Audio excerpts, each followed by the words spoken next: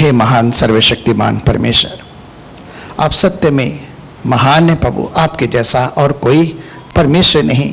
आप दयालु हैं, अनुग्रहकारी हैं, विलंब से क्रोध करने वाले, अति करुणामय और क्षमा के खान हैं, और आप ही हैं जो हम सबके सारे पाप और अपराध माफ़ करते हैं और हमें सारे रोगों से भी मुक्ति देते हैं।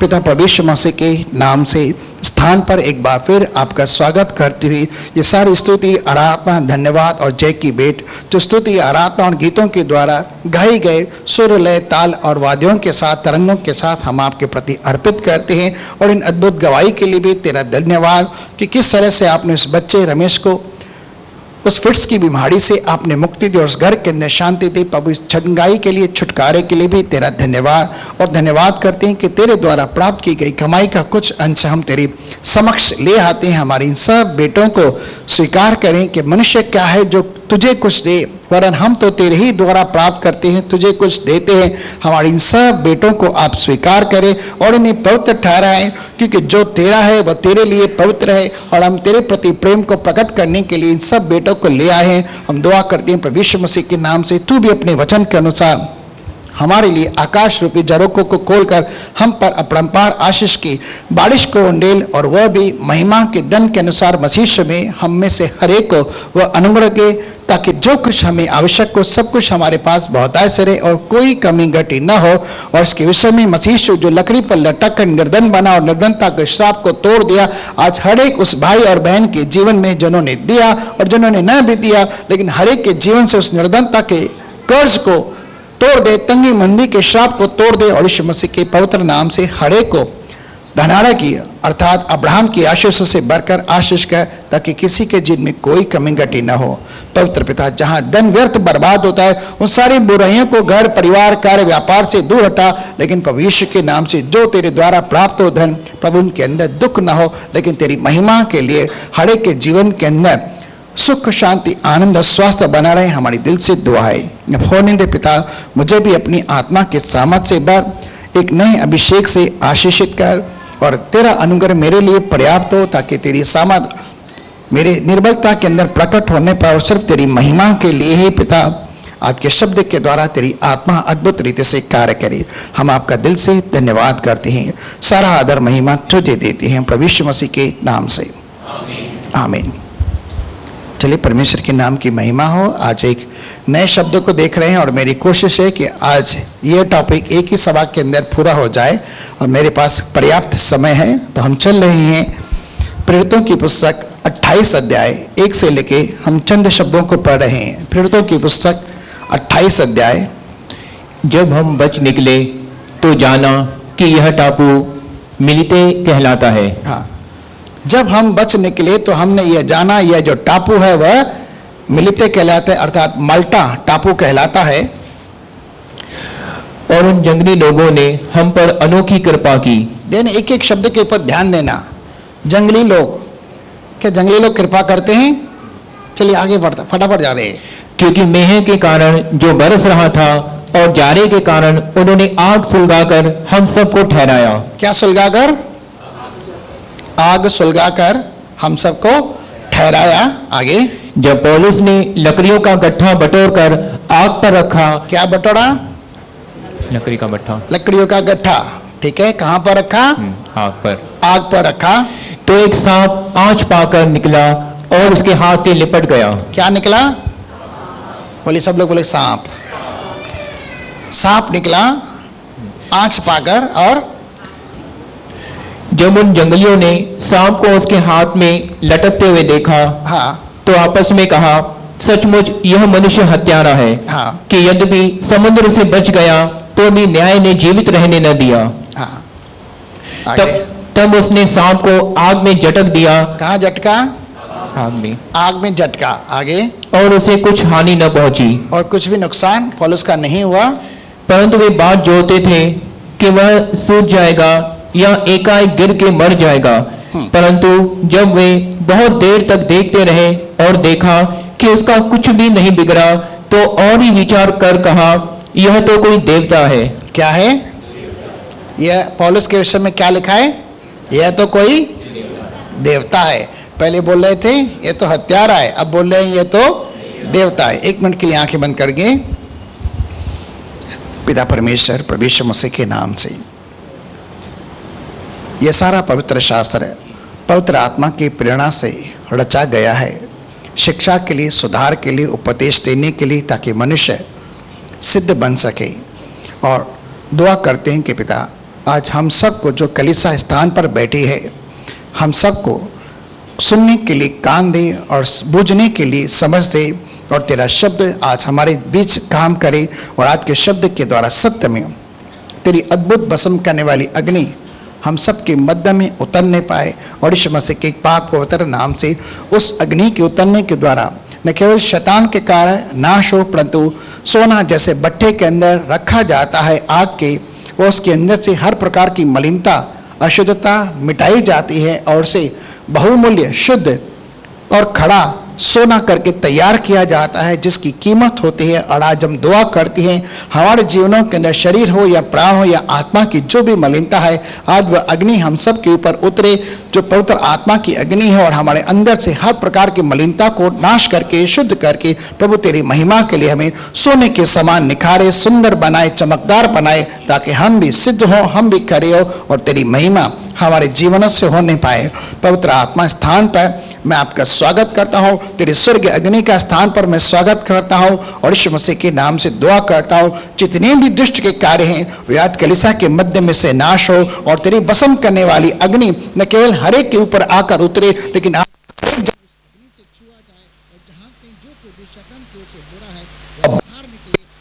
मसीह के नाम से दूर हो, ताकि हरेक के जीवन के अंदर तेरे द्वारा निखार और सुंदरता है।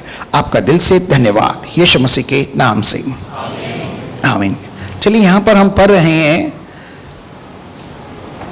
कुछ बातें, लेकिन इससे पहले अगर हम 27 अध्याय के अंदर आ रहे हैं, प्रेरितों की पुस्तक 27 अध्याय के अगर हम आ रहे हैं, जो पौलुस जिसने मसीह यीशु के सुसमाचार के द्वारा काफ़ी सारा कष्ट उठाया, कई सारे राजाओं के सामने उसकी पेशकश की गई, और जब फेलिक्स के सामने पहुंचाया गया था तो उसने फेलिक्स के आगे यह कह दी कि मुझे राजा कैसर के आगे दुहाई देने के लिए खड़ा होना है, और मैं अपना पक्ष न्याय के लिए उसके सामने रखूँगा।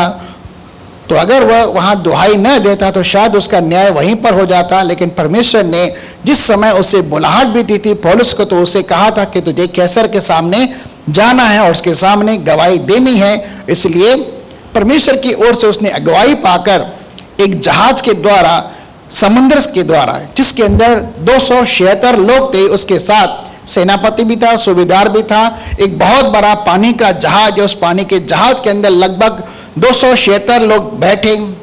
यहाँ इस समय 110 लोग हैं। अगर आप समझ सकते हैं इसके 2.5 गुना ज़्यादा 276 लोग हो जाएं, तो आप समझ सकते हैं कि लोग कितने होंगे, जहाज कितना बड़ा होगा।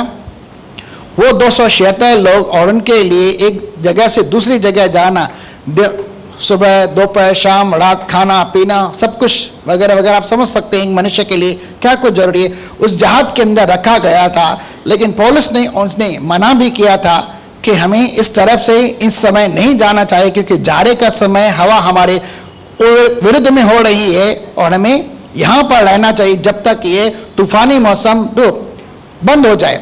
लेकिन कप्तान ने और सूबेदार ने उसकी एक नहीं सुनी। उसने कहा चलो हमें तो रोम के अंदर जाना है और हमें आगे ही बढ़ना है। पौलुस की उन्होंने बात नहीं मानी, और जैसे ही वे थोड़ा आगे बढ़े, अचानक से वहाँ पर तूफान उठा, और इतना भयंकर तूफान उठा कि जहाज क्या होने लगा। चलिए हम पढ़ रहे हैं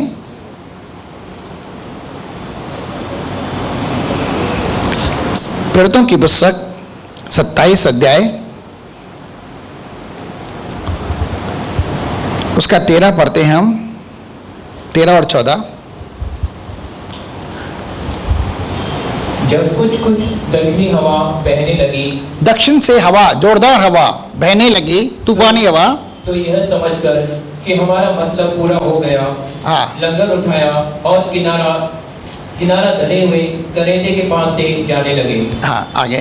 परंतु थोड़ी देर में वहां से एक बड़ी आंधी उठी। अचानक ही उस समुद्र के अंदर एक बहुत बड़ा तूफान आया, जो यूरकुलिन कहलाती है। उस तूफान का भी नाम था, जैसे आजकल हमारे यहाँ तूफान आते हैं तो उन्हें ये कहा जाता है ये तूफान है, वो तूफान है, वो तूफान है। ठीक है, आगे। जब ये जहाज पर लगी हाँ। तब वह हवा के सामने ठहर न सका। वह सामने जो हवा थी उसके सामने जहाज पानी के अंदर ठहर न सका। तो हमने उसे बहने दिया और कप्तान ने और वहां जो मलाह थे उन्होंने जहाज को छोड़ दिया, चलाना छोड़ दिया, यानी खेना छोड़ दिया।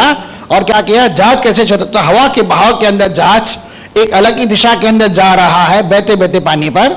और इसी तरह बहते हुए चले गए। हम बहते हुए चले गए 14 दिन तक। और ये उपवास के दिन थे, प्रार्थना के दिन थे। अगर आप पढ़ना चाहें तो वो भी पढ़ सकते हैं। 27 का 9 शब्द उसके अंदर लिखा है, वो उपवास के दिन थे। और 14 दिन तक न सूरज दिखाई दे रहा है, न चांद दिखाई दे रहा है, न तारे दिखाई दे रहे, पूरा अंधकार है। और 14 दिन तक ये तूफानी हवा चल रही है। और दूसरे दिन के ऊपर जब जहाज के ऊपर रहने वाले लोगों ने जान लिया कि बहुत तकलीफ होने वाली है, तो उन्होंने खाना पीना जो कुछ भी वहां पर बोरिया बिस्तर था जहाज के अंदर हल्का करने के लिए सब समुद्र के अंदर फेंकते गए। लेकिन पौलुस के सामने स्वर्गदूत आकर प्रस्तुत हुआ और उसने कहा, इस जहाज के अंदर जितने भी सारे लोग हैं 276, उन सबको मैं तेरे हाथ में देता हूं। और पौलुस ने 14वीं रात रोटी ली, सबों के सामने तोड़ी। उसने कहा, भाई 14 दिन से तुमने खाया पिया कुछ भी नहीं है, मेरी मानो। अगर पहले भी मानते तो भी ठीक था, लेकिन फिर भी अब कहता हूं कि थोड़ा बहुत खाना वाना खा लो। उसने 14वीं रात पर रोटी तोड़ी और सबको खिलाया। उसने कहा कि तुम्हारा एक बाल भी बाका न होगा। जिस खुदा की मैं इबादत करता हूं उसके स्वर्गदूत ने आकर कल मुझे संदेश दिया है कि हम सब सुरक्षित पहुंचाएंगे, लेकिन हमारा जो जहाज हो जाएगा वो नष्ट हो जाएगा। हमें थोड़ी बहुत हानि होगी, लेकिन किसी का प्राण नहीं जाएगा। लेकिन ऐसे मौसम के अंदर 14 दिनों के कष्ट सहने के बाद जैसे ही वो 28 अध्याय के अंदर पहले शब्द में आते हैं, जहाज टूट जाता है, वे तैरते तैरे उस माल्टा द्वीप के ऊपर आकर पहुंचते हैं। और इसीलिए लिखा गया है, पहले शब्द में आते हैं 28 का 1, 27 आप घर के अंदर पढ़ लेना।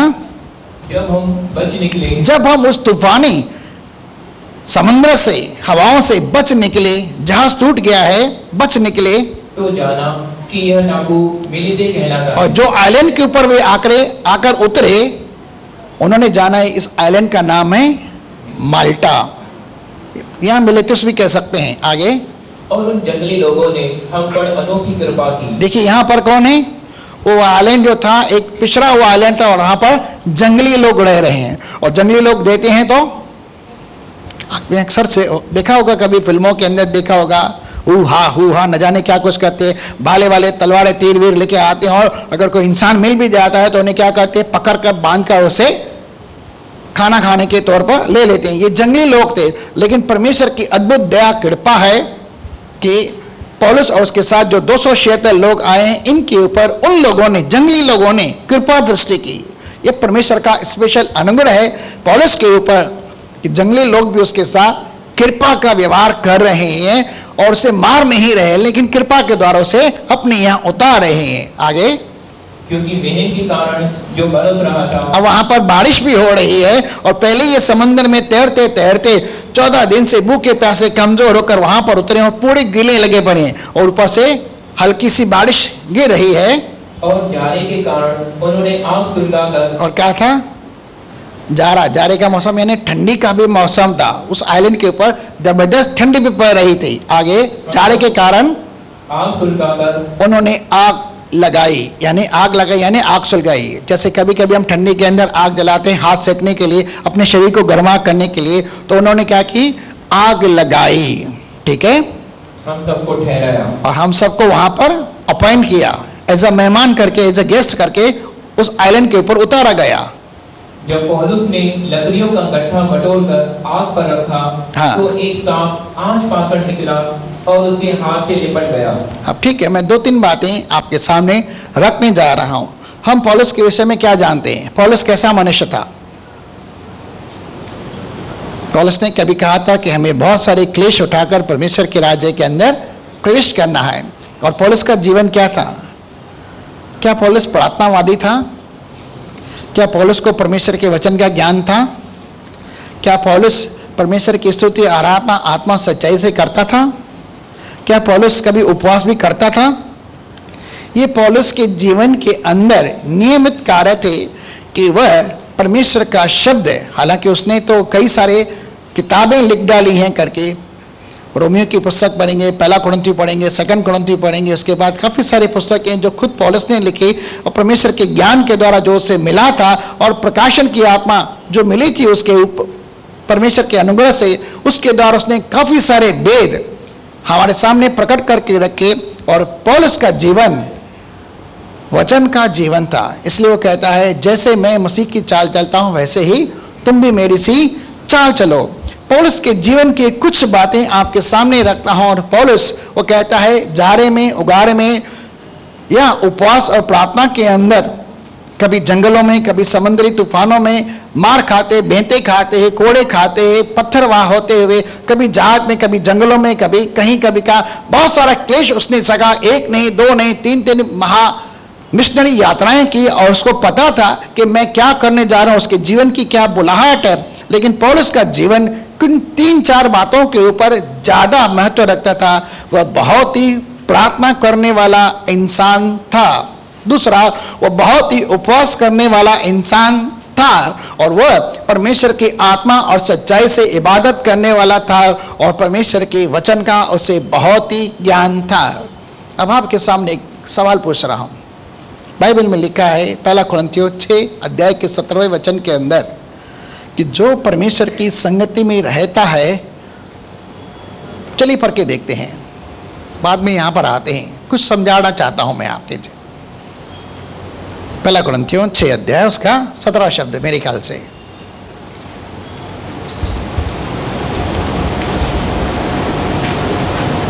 और जो प्रभु की संगति में रहता है, जो प्रभु की संगति में रहता है वह उसके साथ एक आत्मा हो जाता है। क्या हो जाता है? सब लोग पढ़ेंगे और ध्यान से पढ़ेंगे। क्या है? परमेश्वर की संगति में जो रहता है वह उसके साथ एक आत्मा बन जाता है। एक आत्मा का मतलब जैसे परमेश्वर की आत्मा है वैसे ही उस मनुष्य के अंदर भी आत्मा आ जाती है और वैसे ही हो जाती है, वह मनुष्य वैसा बन जाता है। यानी परमेश्वर की आत्मा उस मनुष्य के अंदर जैसी आती है वो एक आत्मा के अंदर हो जाता है। उसके मंसूबे, उसकी जो कुछ भी प्राथमिकता होती है, जो कुछ भी होता है वह एक ही हो जाता है। परमेश्वर और मनुष्य के बीच उस आत्मा के द्वारा कोई अलगाव नहीं होता, कोई मतभेद नहीं होता, लेकिन वह एक आत्मा बन जाता है। और परमेश्वर क्या है? परमेश्वर क्या है? परमेश्वर आत्मा है। लेकिन 12:29 इब्रानी की पुस्तक के अंदर अगर पढ़ेंगे तो वहां लिखा है परमेश्वर, हमारा परमेश्वर भी भस्म करने वाली आग है। सब लोग बोलेंगे हमारा परमेश्वर भी भस्म करने वाली आग है। तो ये आग परमेश्वर के साथ एक आत्मा की संगति में होने के द्वारा हमारे जीवनों के अंदर कैसे आए? ठीक है, एक आत्मा भी होना है, परमेश्वर के समान एक भी होना है। और उस आत्मा के द्वारा जो परमेश्वर की भस्म करने वाली अग्नि है, हमें उस अग्नि से भी भरना है, क्योंकि वह पवित्र आत्मा जो हमें भी दिया गया है वो भस्म करने वाली अग्नि भी है। और वह अग्नि अगर हमारे जीवन के अंदर आ गई और हम परमेश्वर की संगति में रहते हैं तो क्या होता है? हम एक आत्मा तो बनी जाती है परमेश्वर की संगति में रहने के द्वारा। और जब हमारे अंदर वह अग्नि आ जाती है तो क्या होता है? यीशु मसीह ने कहा, अगर पढ़ना चाहे तो वहाँ पर भी जा सकते हैं, तुम क्या समझते हो कि मैं संसार में मेल मिलाप कराने आया हूँ? नहीं, मैं तो एक आग लगाने के लिए आया हूँ। क्या चाहता हूँ कि यह अभी सुलग उठे। प्रभु यीशु मसीह अपने शब्दों के अंदर कह रहा है लूका की पुस्तक के अंदर, मैं संसार के अंदर आग लगाने के लिए आया हूँ और क्या चाहता हूँ कि आग अभी लग जाए, सुलग जाए।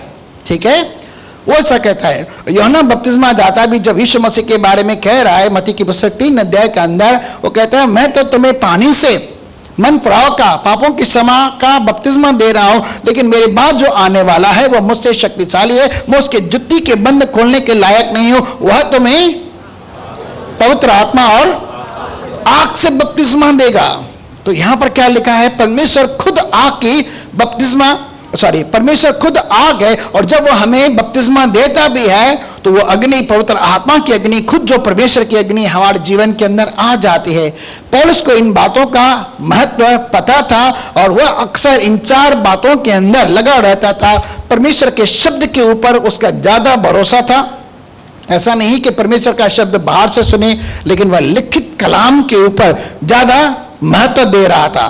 हालांकि आप पूछेंगे पुराने नियम के अंदर क्या था, यहोवा यूं कहता है, यहोवा की यह वाणी है, यहोवा परमेश्वर का वचन है, ठीक है ना, सेनाओं का परमेश्वर ऐसा कहता है। पुराने जमाने के जितने भी नबी हैं वो ऐसा ही कहते थे, मैं बरोबर जा रहा हूं। लेकिन नए नियम के अंदर क्या लिखा है, जब यीशु मसीह का शैतान के साथ 40 दिन टकरा होता है और यीशु मसीह की परीक्षा होती है, आत्मा के द्वारा जंगल में जाता है, तो क्या होता है, यीशु मसीह शैतान के हर एक सवाल का जवाब कैसे देता है, सब लोग बोलेंगे लिखा है। तो किसकी तरफ इशारा कर रहा था, बाइबल की तरफ इशारा कर रहा था, यह परमेश्वर का वचन है और लिखा है, और यह यहां से लेकर मैं तेरा सामना कर रहा हूं। तो किसे महत्व दे रहा है, परमेश्वर कह रहा है, सेनाओं का परमेश्वर कह रहा है, यहोवा की ये वाणी है, वो ये नहीं कहता है, वो बाइबल के ऊपर महत्व दे रहे हैं, लिखा है। और वो उस शब्द को निकाल कर शैतान के सामने बोलता है, और शैतान परमेश्वर के शब्द का सामना नहीं कर पा रहा, और कुछ दिन परीक्षा करने के बाद शैतान परमेश्वर के शब्द के द्वारा निकल जाता है। और परमेश्वर का शब्द क्या है,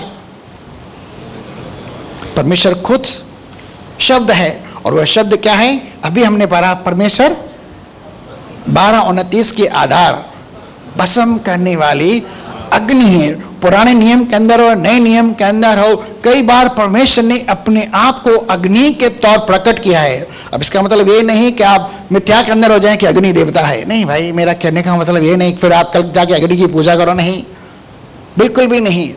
वो लिखा है भस्म करने वाली अग्नि है जो पाप को जलाकर खाक कर देती है। वो उस अग्नि के बारे में कह रहा है, उसकी तुलना उसके साथ की गई है। और जब परमेश्वर की संगति में हम परमेश्वर के शब्द के द्वारा आते हैं तो क्या होता है, चलिए 2 मिनट के लिए हम चल रहे हैं। जब यीशु मृतकों में से जी उठा तो दूसरी बार जब यह इम्माउस के मार्ग से 2 लोग जा रहे थे तो उनके साथ आकर उनसे मुलाकात की, और वे यीशु मसीह के बारे में बात कर रहे, तो यीशु मसीह उन दोनों के मध्य में आकर प्रकट हुआ और वो उनके बारे में बता रहा था। तो उसने ऐसे ही पूछा, भाई तुम किसके बारे में बात कर रहे हो? उसने कहा, लगता है तू अकेला ही है यरूशलेम के अंदर, कि तुझे पता नहीं है ऐसा वैसा। तो यीशु मसीह ने उनकी बातें सुनी और उन्हें पवित्र शास्त्रों को सिखाता रहा कि किस तरह से मसीह को दुख उठाना और किस तरह से वह महिमा के अंदर प्रवेश करना है, और यह सब कुछ उसके लिए नियुक्त किया गया था। यह परमेश्वर की इच्छा थी। जब वह उनके साथ बातें करते करते करते उस स्थान पर आया और उन्हें विवश किया गया रोटी खाने के लिए, तो उसने रोटी ली और तोड़ा, तब उनके सामने से वह अंतर्ध्यान हो गया, यानी गुम हो गया। तब वे 2 लोग क्या कह रहे हैं शब्द, जब दौड़ कर आए यरूशलेम के अंदर, चेलों को आकर बताया कि हमने यीशु मसीह को दर्शन दिया है, वह जिंदा है और हमने उसे कैसे पहचाना। तब वहां पर एक मुख्य शब्द है, जब यीशु मसीह राह पर हमसे बातें कर रहा था, जब यीशु मसीह हमसे राह पर बातें कर रहा था, तो क्या हमारे अंदर उत्तेजना पैदा नहीं हुई? दूसरे शब्दों में तो क्या हमारे अंदर, इंग्लिश में लिखा फायर किंडल्ड, किंडल का मतलब एक चिंगारी, हमारे अंदर अग्नि की लो हमारे अंदर दहक नहीं उठी, इसका मतलब है। और बाइबल में लिखा है, याकूब की पुस्तक 3 अध्याय के 5वें शब्द में के अंदर, छोटी सी चिंगारी सारे जंगल को जलाकर खाक कर देती है। और आज मेरी कोशिश है कि यहाँ पर चिंगारी आ जाए, आमीन। आप बोलेंगे आग आग आग, क्यों? मैं परमेश्वर के विषय में ही कह रहा हूँ कि आज आपका और मेरा भी आग का बपतिस्मा हो जाए, वो आग आपके अंदर और मेरे अंदर आ जाए। वचन के द्वारा जब यीशु मसीह हमसे बात करता है, जब हम वचन बोलते हैं, तो वचन के अंदर जो ताकत है वो हमारे अंदर आ जाती है। और जब हम प्रार्थना करते हैं तो क्या होता है, हम परमेश्वर के साथ सहभागिता करते हैं, ठीक है। और प्रेरितों ने जब 2:42 के अंदर शिक्षा दी, प्रेरितों की पुस्तक 2:42 में लिखा है कि वे प्रेरितों के द्वारा शिक्षा पाने लगे, संगति रखने लगे, रोटी तोड़ने लगे और प्रार्थना के अंदर लवलीन है। तो प्रार्थना में आप क्या करते हैं, जब आप और मैं प्रार्थना करते तो हम परमेश्वर की हुजूरी में आते हैं। और जब परमेश्वर की हुजूरी में आते हैं तो परमेश्वर, जो प्यार करने वाला परमेश्वर है, हमारे पास आता है, हमारी प्रार्थना को सुनता है। बिना विश्वास तो हम उसे प्रसन्न कर ही नहीं सकते। हम विश्वास करते हैं परमेश्वर सब जगह समान रूप से मौजूद है, इसलिए हम कभी भी कहीं भी किसी भी रीति से उसकी उपस्थिति में आते हैं और क्या करते हैं, उसके साथ एक रिलेशन, एक फेलोशिप करते हैं। और जब फेलोशिप करते हैं तो क्या होता है, परमेश्वर जो भस्म करने वाली अग्नि है, क्या उसकी लौ, उसकी आंच हमारे जीवन में नहीं होती? जब आप आंख की आंच को तापते हैं, अपने हाथ गर्म करते हैं, तो आपका शरीर गर्म होता है कि नहीं होता है? परमेश्वर अगर भस्म करने वाली अग्नि है और आप उसकी उपस्थिति में आते हैं प्रार्थना के द्वारा, स्तुति आराधना के द्वारा या उपवास के अंदर, तो क्या होता है? वो तेज, वो अग्नि, वो गर्माहट आपके अंदर बनी रहती है। ठीक है, और आप धीरे धीरे धीरे धीरे उस अग्नि के अंदर परिवर्तित होना आरंभ हो जाते हैं। और जैसे जैसे आप उपवास करते हैं आपके अंदर आपका शरीर घटता है, आपकी इच्छाएं घटती जाती हैं, अभिलाषाएं घटती जाते हैं, आपका पुराना मनुष्य तो मरते जाता है और आपके अंदर एक नया मनुष्य तो उत्पन्न होना चालू हो जाता है। आपके अंदर का जो घमंड है वो भी नाश होने लगता है। लेकिन धीरे धीरे उपवास के द्वारा, प्रार्थना के द्वारा, आराधना के द्वारा, वचन के द्वारा परमेश्वर आपको दीन और नम्र बनाने की कोशिश करता है। और जैसे जैसे आप परमेश्वर के वचन पर विश्वास करते हैं, परमेश्वर के शब्द को सीधी रीति से अपने जीवन के अंदर लेते हैं, आप धीरे धीरे परमेश्वर की संगति के अंदर एक आत्मा बनते जाते हैं और वो अग्नि आपके अंदर आ जाती है। तो यहां पर पौलुस ने एक मंडल लिया और आग के अंदर डाला। ठीक है, पढ़ते हैं वापस। जब पौलुस ने लकड़ियों का गट्ठा बटोरकर आग पर रखा, तो एक सांप आंच पाकर निकला। अब यहां पर क्या हो रहा है? ठीक है, यहां पर क्या हो रहा है? पौलुस गीला है, ठंडी हो रही है, ऊपर से बारिश की रही है। मैं समझता हूं ये मेरा अंदर कहां पर आया था? ठंडी के कारण। लेकिन उसने अपने आप को ठंडी से बचाने के लिए क्या किया? लकड़ी का गट्ठा लिया और आग के ऊपर रखा। और क्या हो गया? लकड़ी न होने से आग बुझ जाती है। लेकिन लकड़ी न होने से आग बुझ जाती है, नीति वचन की पुस्तक में लिखा है। लेकिन लकड़ी के होने से आग जलती रहती है। और क्या परमेश्वर की अग्नि कभी बुझनी चाहिए? परमेश्वर ने जब मूसा को निर्गमन की पुस्तक के अंदर आज्ञा दी थी मंदिर बनाना, परम पवित्र स्थान और पवित्र स्थान के मध्य में जो पर्दा था उसकी एक तरफ तो एक अग्नि थी, एक दीवट था जिसके अंदर 7 दीवट थे। उनकी आग को हमेशा जलते हुए रहना ही था। उसके अंदर जैतून का तेल डालना ही था ताकि कभी भी आग न बुझे और दीपक के अंदर लौ जलती रहे, उसके अंदर तेल पाया जाए और कभी बुझने न पाए। यह मूसा को ताकीद दी गई थी। ठीक है, तो परमेश्वर की उपस्थिति की अग्नि जो भस्म करने वाले है अग्नि हमारे अंदर कभी भी घटनी नहीं चाहिए, लेकिन हमेशा बढ़ती रहनी चाहिए। तो उस अग्नि के अंदर पौलुस ने लकड़ियों का गट्ठा डाला और जैसे ही थोड़ी आग भड़की, जैसे ही वह आग बड़ी हो गई, वहां पर क्या था? एक सांप बाहर निकला और क्या हुआ? पौलुस के हाथ पर लपेट गया और बाइबल में लिखा है उसने उसे डंक भी मारा। ठीक है, आगे पढ़ते हैं। इसी के अंदर उस सांप ने उसे डंक मारा। ठीक है, अब कुछ समय पहले ऑस्ट्रेलिया के जंगलों के अंदर आग लगी थी, सबको पता है, और काफी समय तक वो आग लगी थी। काफी सारे हेक्टर जमीन के जंगल के जल गए। लेकिन काफी मेहनत मशक्कत करने के बाद, बहुत कुछ बाहरी देशों से सहायता लेने के बाद उस आग के ऊपर कंट्रोल पाया गया। लेकिन जब आग को बुझाया गया तो क्या हुआ था? लेकिन जब आग लगी भी थी तो क्या हुआ था? क्या आपको पता है? कई लाखों जानवर उस जंगल के अंदर थे और जानवर उस आग के अंदर मर गए। उसके अवशेष हड्डियां पाई गई, कोई आधे अधूरे मरे गए थे। लेकिन जब जंगल के अंदर आग लगे तो सबसे अधिक जितने भी जानवर थे, हम सबको आपको पता है कि जानवरों को अक्सर आग से डर लगता है। कभी आप हाथी को आग की मशाल दिखाओ तो आपको मारने के लिए नहीं आएगा, वो आग देखकर डरेगा। सिंह को अगर आप दिखाओगे तो डरेगा। किसी भी जानवर को दिखाओ कि वो आग से डरते हैं और भागते हैं। और कभी कभी आग जब वायलेंट यानी बड़ी हो जाती है तो उसके अंदर इतने परेशान हो जाते हैं कि उनका दिमाग खराब हो जाता है, कहीं यहाँ वहाँ दौड़ते हैं, उन्हें पता ही नहीं चलता। लेकिन कभी कभी वो आग के अंदर जलकर खाक भी हो जाते हैं, लेकिन वो आग से डरते हैं जानवर। तो यहाँ पर एक क्या है, जब पौलुस ने लकड़ियों का गट्ठा बटोरकर आग पर रखा तो एक सांप आंच पाकर निकला और उसके हाथ में लिपट गया। अब क्या हो रहा है? आग भड़की। जैसे जैसे आग भड़की तो ऐसा नहीं है कि सांप उस आग के द्वारा पैदा हुआ, लेकिन वहां पर जंगल है, जंगल के अंदर तो सांप होते ही एक खड्डे के अंदर, एक कोपड़े के अंदर हो सकता है सांप छिपा हो। जैसे ही अग्नि बढ़ी उसे भी डर लगने लगा। और क्या लगने लगा कि ये आग मुझे जलाकर खाक न दे, इसलिए वो अपने बाहर निकला खड्डे से। और क्या हुआ?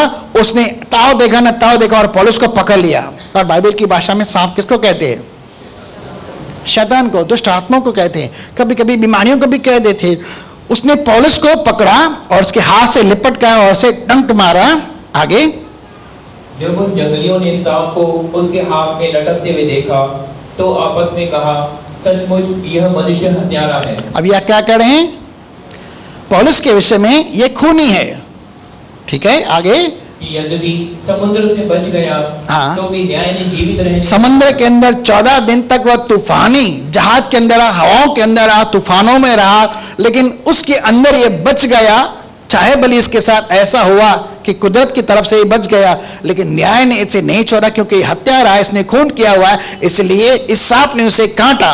कुदरत पलटा लेती है, ऐसा संसार के अंदर कहा जाता है। कुदरत न्याय करती है, ऐसा लोगों की मान्यता है, लेकिन उनके लिए जो विश्वास नहीं करते, लेकिन न्याय करने वाला तो हमारा सच्चा खुदा है, अर्थात प्रभु यीशु मसीह, जो अंतिम दिन के अंदर सिंहासन पर बैठकर हमारे लिए भी न्याय करेगा। आगे, तब उसने सांप को आग में झटक दिया। लेकिन पौलुस ने क्या किया? उसके ऊपर परमेश्वर की आत्मा की जबरदस्त अनाइंटिंग हुआ करती थी और उससे परमेश्वर की बहुत समझ से, और उसने क्या किया? ऑन द स्पॉट उस सांप को क्या किया? आग में झटक दिया। सब लोग ऐसा करेंगे, आग के अंदर भाई एक्शन तो और कीजिए ना, हमसे क्या? मान के चलो थोड़ी देर के लिए आपको मिसाल के तौर पर बोल रहा हूँ, सच में नहीं बोल रहा हूँ, आपके हाथ पर सांप लपेटा हुआ है, आप क्या करेंगी? बहनों का अगर मैं पूरे कुछ ऐसा एक्शन करेंगे, डर लगता है, सांप का नाम भी सुनते, लेकिन उसने ऐसा झटक दिया। कहां पर? आग में। अब आग में क्यों? ऐसा नहीं है कि सांप को आग से डर लगता है खाली, लेकिन उसे पता है अगर इस सांप को नाश करना है तो उसे आग के अंदर ही डालना है, क्योंकि वह जहरीला है कि और किसी के लिए भी हानिकारक हो सकता है, इसलिए उसे आग के अंदर डाल दिया गया। आगे, और उसे कुछ हानि न पहुंची। लेकिन पौलुस को कुछ भी नुकसान नहीं हुआ। क्यों नुकसान नहीं हुआ? मैंने कुछ समय पहले आपको बताया था, हमारे अंदर मसीह यीशु का लहू एज अ वैक्सीन करके डाल दिया गया है। दुनिया के अंदर जितने सारे विष रहते हैं वो अगर हमें पिलाई भी जाते हैं, हमारे अंदर डाले भी जाती है, तो वो वैक्सीन जो ब्लड रूपी यीशु मसीह का ब्लड रूपी जो वैक्सीन हमारे अंदर है, उस सारे संसार के विषयों को नष्ट कर देता है, निष्क्रिय कर देता है, और उनके द्वारा हमारे जीवन के अंदर कोई हानि नहीं होती है। क्या इस लहू के लिए जो यीशु मसीह ने हमारे और आपके पूरे संसार के पापों के प्रायश्चित के लिए बहाया, जो हम लेते हैं विश्वास के द्वारा, उसके पवित्र लहू के लिए क्या धन्यवाद दें?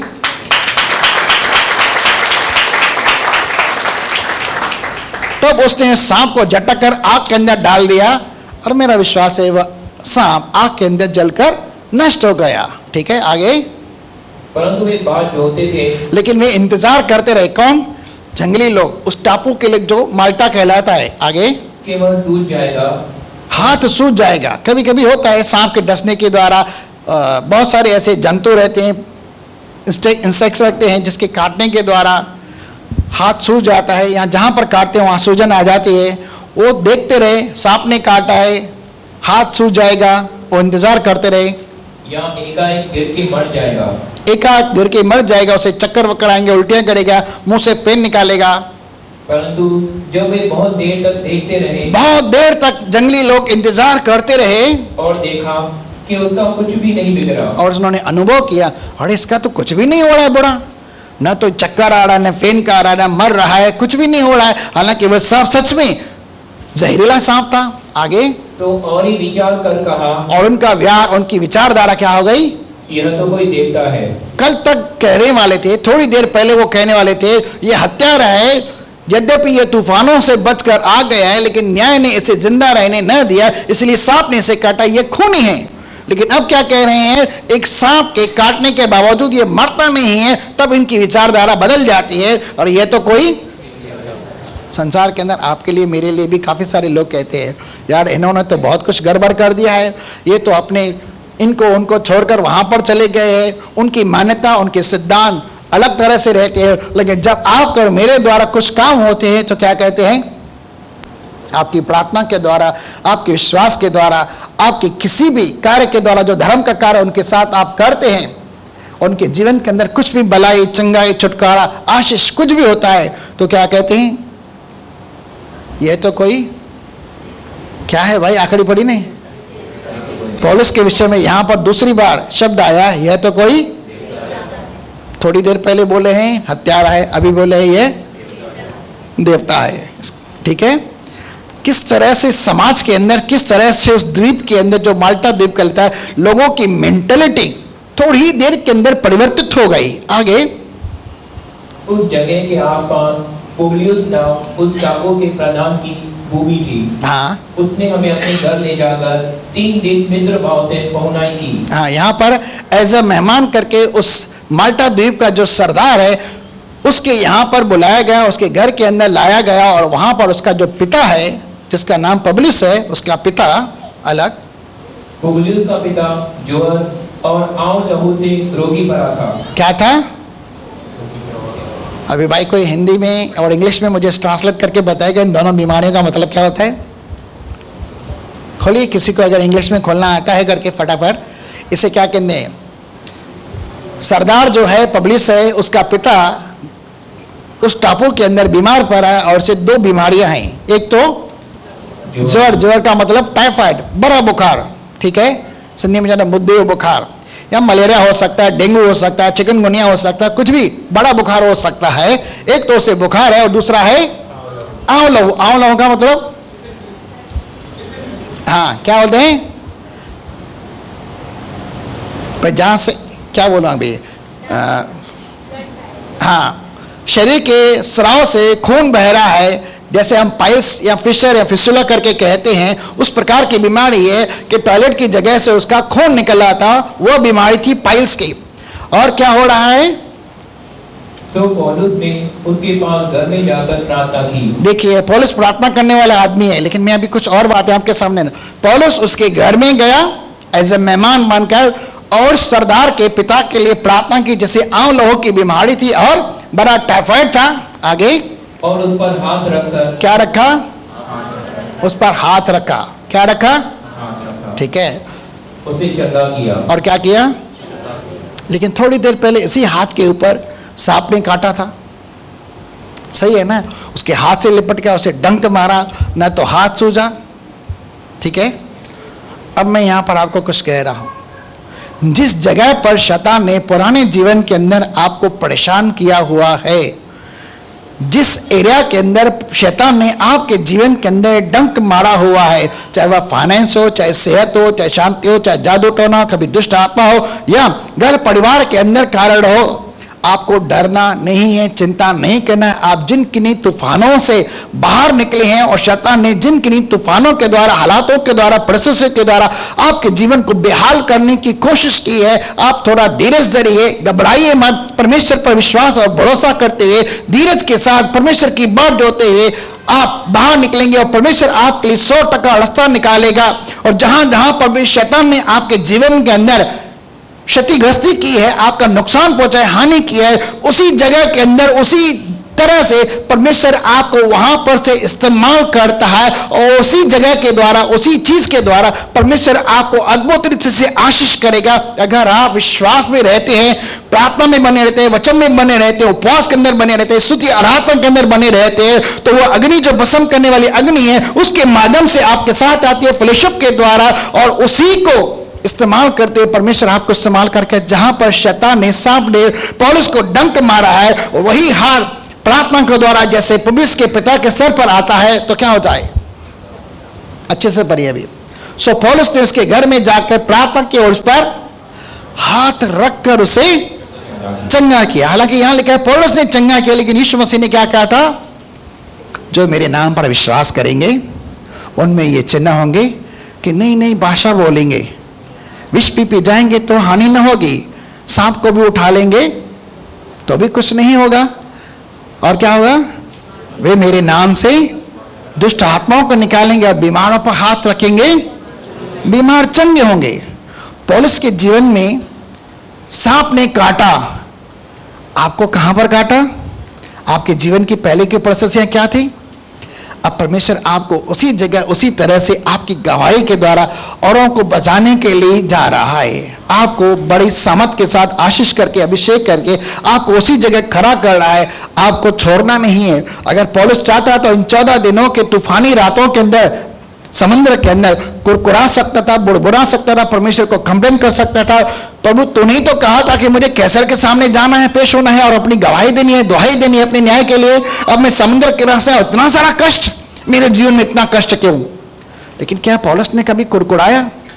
14 दिन तक, 14 रात तक न उसने खाया न उसने पिया, 14 दिन तक वह उपवास करता रहा, प्रार्थना करता रहा। और इस उपवास प्रार्थना के अंदर परमेश्वर की बात जोता रहा, धीरज के साथ, शांति के साथ, धैर्य के साथ। वह उसे पता था कि परमेश्वर यहां से रास्ता निकालेगा, उपाय करके मुझे बचाएगा, क्योंकि उसने गवाही दी है कि मुझे रोम के साम्राज्य के अंदर जाकर कैसर के आगे दुहाई देनी, खड़ा रहना है, वो मुझे बचाएगा।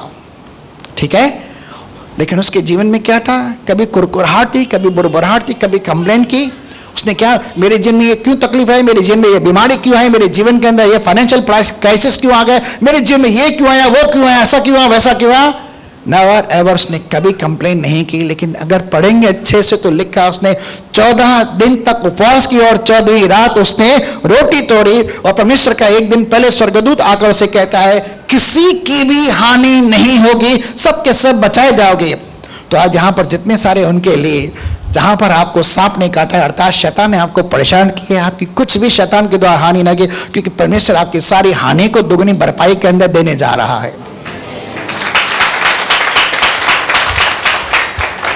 इस 14 दिनों के अंदर पौलुस ने परमेश्वर के प्रति विश्वास योग्यता रखते हुए आगे बढ़ा और उसने सिर्फ पब्लिस के पिता के घर के अंदर जाकर प्रार्थना की, क्योंकि वह प्रार्थना करने वाला इंसान था। प्रार्थना के द्वारा परमेश्वर की संगति में रहता था, उपवास के द्वारा अपने आप को नम्र दीन करता था और परमेश्वर की सामर्थ, परमेश्वर की अग्नि उसके अंदर एक हो जाती है और वह सिर्फ हाथ रखता है और क्या हो जाता है? पाइल्स की बीमारी। मेरे भाई ने कहा कि फिशर फिस्टुला जो कुछ भी है वो बीमारी निकल गई, बड़ा टाइफाइड निकल गया, उसी समय वह चंगा हो गया। शैतान ने इसी हाथ पर डंक मारा था और परमेश्वर इसी हाथ को इस्तेमाल कर रहा है औरों के लिए, आशीष, चंगाई और छुटकारे के लिए। लेकिन सांप को कहां झटका गया? और परमेश्वर इस सांप का हमेशा के लिए न्याय करने के लिए कहां पर झटकेगा?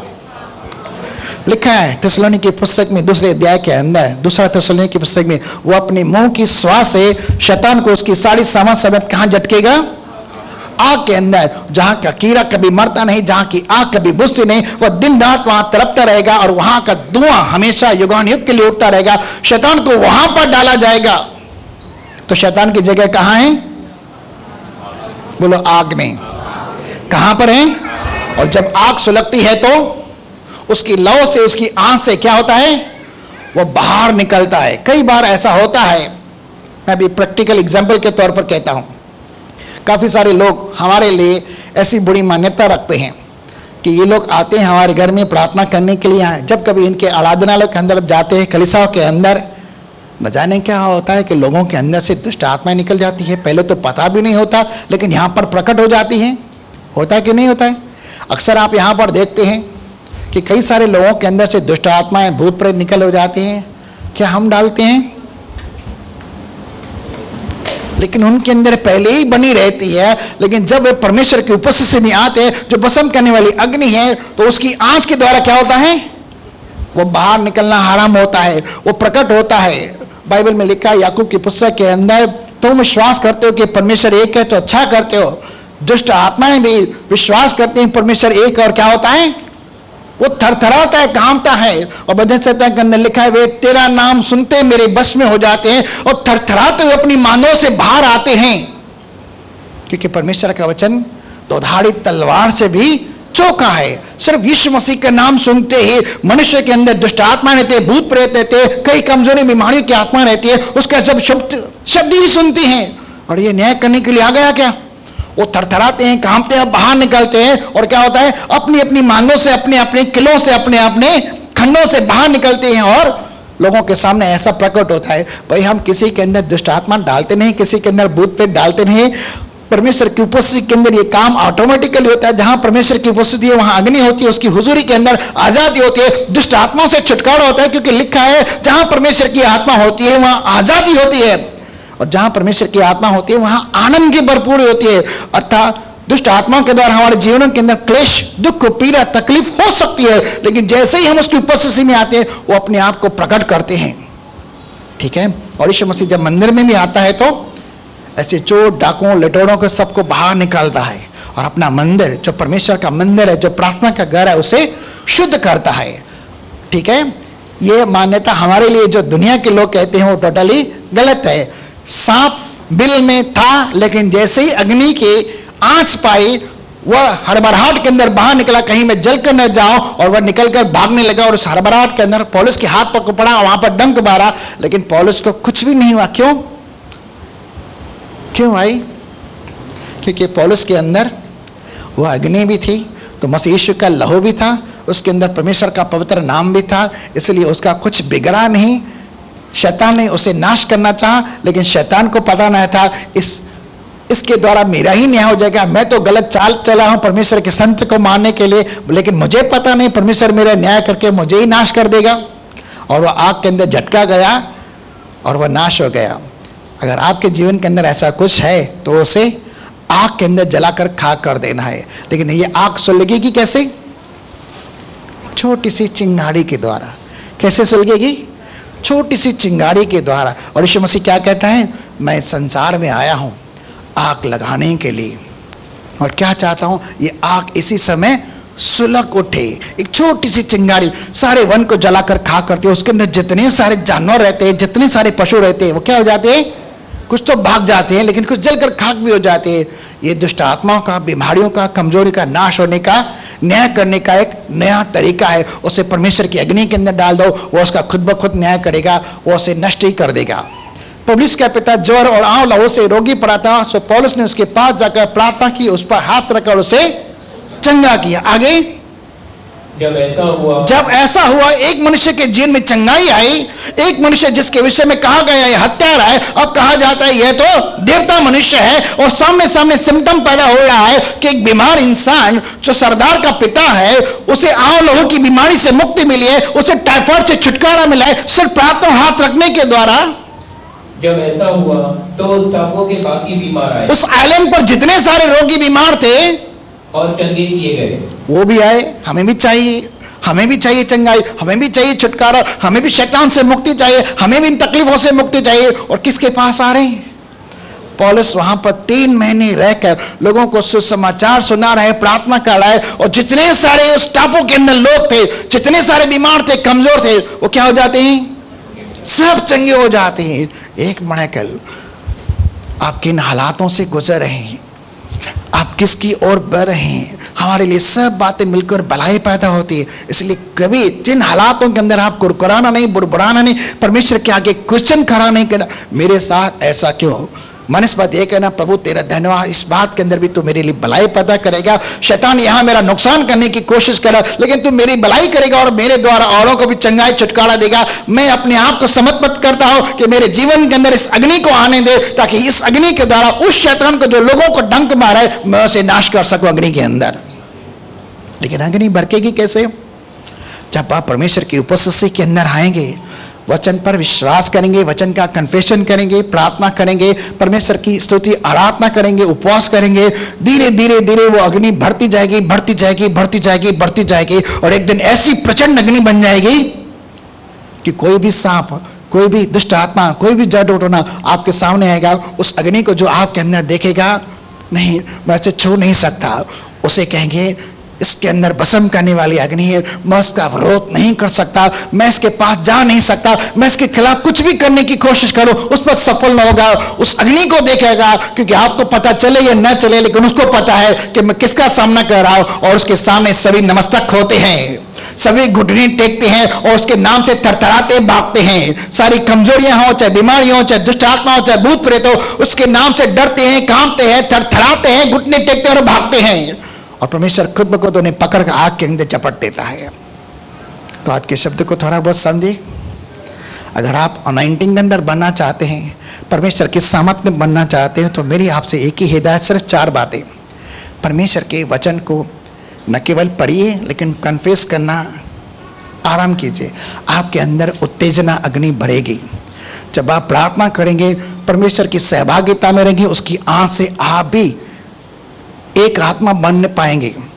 और जैसे परमेश्वर की हुजूरी में जाएंगे, परमेश्वर आपके लिए स्वर्ग से अग्नि भेजेगा और आप पौलुस के समान, सिलास और पौलुस के समान बंधनों को तोड़ पाएंगे। और क्या होगा?